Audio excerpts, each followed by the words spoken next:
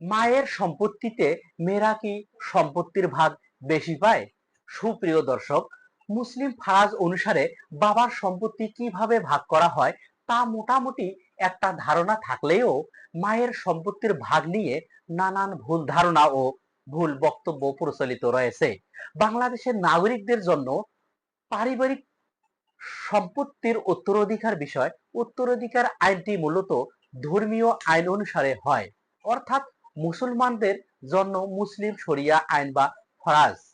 মায়ের রেখে যাওয়া সম্পত্তির বন্টন মুসলিমের ক্ষেত্রে মেয়েরা উত্তরাধিকার প্রশ্নে বাবার সম্পত্তিতে একজন ভাইয়ের অর্ধেক সম্পত্তি পান, অর্থাৎ 2:1 অনুপাতে। একজন ভাই যে পরিমাণ সম্পত্তি পান, একজন বোন তার অর্ধেক পাবেন, অর্থাৎ একজন ভাই সমান সমান দুজন বোন।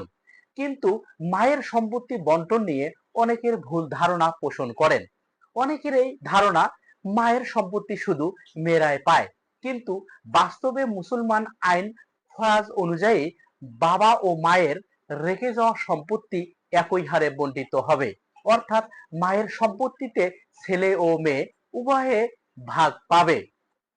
মায়ের রেখে যাওয়া সম্পত্তির ভাগ বাবার রেখে যাওয়া সম্পত্তির মতোই 2:1 অনুপাতে পাবে, অর্থাৎ মেয়েরা মায়ের রেখে যাওয়া সম্পত্তিতে একজন ভাইয়ের অর্ধেক সম্পত্তি পাবে। আশা করি বিষয়টি বুঝতে পারছেন। ধন্যবাদ সকলকে।